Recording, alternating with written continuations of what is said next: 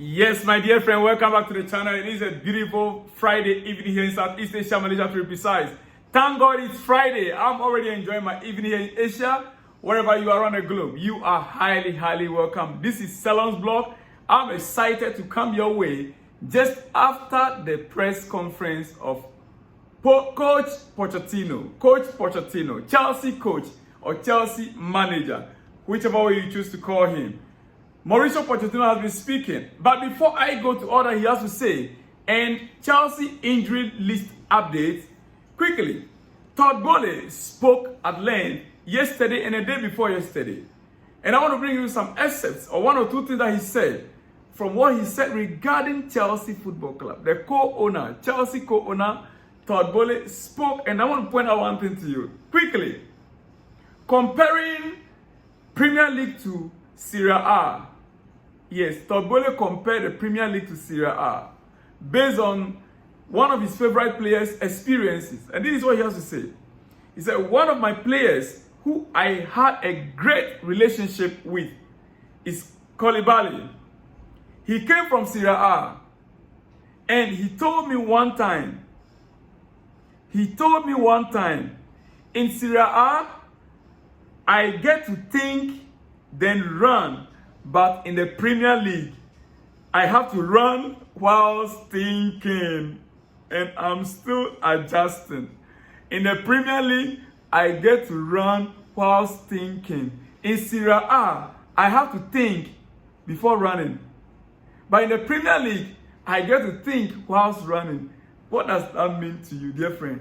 What he's trying to say, the Premier League is difficult. It is a different ball game altogether to play in the Premier League. Koulibaly saying this. Simply put, in Serie A, you can decide what to play before you receive the ball. You can look at your another player and you decide, I want to pass it to this player. You can decide, I want to give it to this player before even receiving the ball. But in the Premier League, it's never the same way. In the Premier League, as you are running, you are thinking how to deliver the ball or where to deliver the ball to, who to deliver the ball to. Listen, that is a great difference in the leagues. That is why I found it bizarre when some people try to compare all these leagues that they are almost the same or they are the same. No, there is no how the Premier League can be compared to Serie A. There is a big difference, dear friend. Well, you are hearing it from no other person than co-owner Todd Bowley. Now, quickly, let's get to our injury update. Chelsea, the following injury updates have been issued ahead of Chelsea's Premier League game against Nottingham Forest at the City Ground. Listen, tomorrow we are meeting another stubborn academy team. Chelsea are going to be meeting another stubborn academy team. This Nottingham Forest, since they returned to the Premier League, they've been very stubborn. Yes, they've been. We remember what they did to us in the first leg. And we are facing them again tomorrow. Don't forget, they are also informed. Likewise, Chelsea. It's not going to be an easy game. Let no one tell you that, oh, tomorrow is Chelsea is on forever, we're going to ride over. No. I don't believe so. It's not going to be easy. Now, on the injury list, we still have Reece James. But the good news is Reece James is in team training. Reece James in team training, dear friend. Great news for Chelsea fraternity. Reece James is in team training, full team training. Meaning he could make an appearance tomorrow. Surprise? Yes, he could. Leslie Ogochukwu in team training, meaning he is also available for tomorrow, hopefully. Robert Sanchez in partial team training. With him, I think so far we prefer George Petrovic. Most of us we prefer George Petrovic, but we wish him speedy recovery. Yes, not that he should be still, suffering from injury. No. We wish him speedy recovery. In partial team training, actually, Ben Chilwell continued to undergo his rehabilitation program. Can Chukwuemeka continue to undergo his rehabilitation program? Enzo Fernandez, after the surgery, after the hernia surgery, he's continuing to undergo his rehabilitation program. Wesley Fofana, the man we never saw throughout the season, Wesley Fofana, continuing to undergo his rehabilitation program. The last but not the least, can you guess who? Romeo Lavia. Romeo Lavia, the man that played only 32 minutes in the entire season. Romeo Lavia continued to undergo his rehabilitation program. Dear friend, we have 8 players on injury list. Last weekend it was 11. I'm glad to report to you that now we have only 8 on the injury list. It looks like our squad is getting the shape that we needed at the later stages of the league. 2 games or 3 games more for the season to be over. We now have Christopher Nkuku fully fit in the squad. Now we have Rhys James fully fit in the squad. Malo Gusto fully fit in the squad. We are now getting all these players back when the season is about to end. The next 3 games, Chelsea must conquer. That is what I believe. Dear friend, quickly, Xavi Alonso took charge at Bayer Leverkusen on October 5th, 2022. You can remember very well. I believe you can remember. As second bottom in the league table, he took over the club when they were struggling to overcome relegation. They were almost relegated in the Bundesliga. Second from the league table, that was when he took over. In October 2022, they were battling to avoid relegation. And Xavi Alonso took over as the manager of Bayer Leverkusen. Now, he's made history with the longest unbeaten streak in football history. You are taking it from me. In football history, the longest history since UEFA, with 49 games undefeated.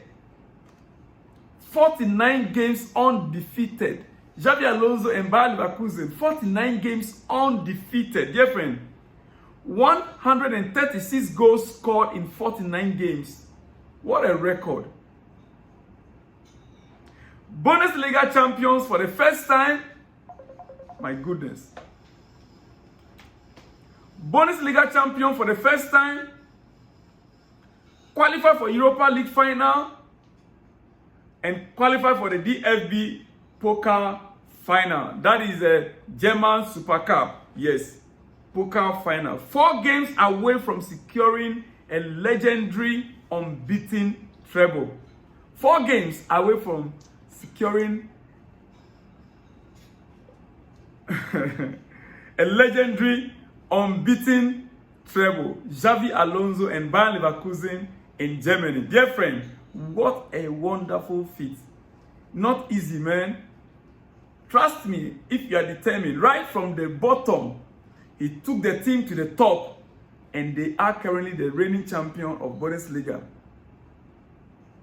That is a great achievement indeed from Xavi Alonso. Well, back to Chelsea, dear friend. Back to Chelsea. We're going to conclude with Chelsea, yes. Pochettino speaking at a press conference this afternoon. He pointed out a few things. And he was speaking to the owners of Chelsea.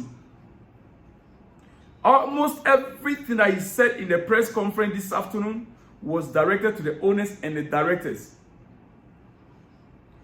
You might not like the way he said it, or you might not get the actual fact, but someone like me, I was able to deduce every bit of the words he spoke.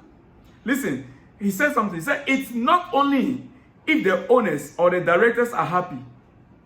If we are happy, you need to ask us also, because maybe we are not happy and we accept the situation and need to split. He's speaking for himself and the players.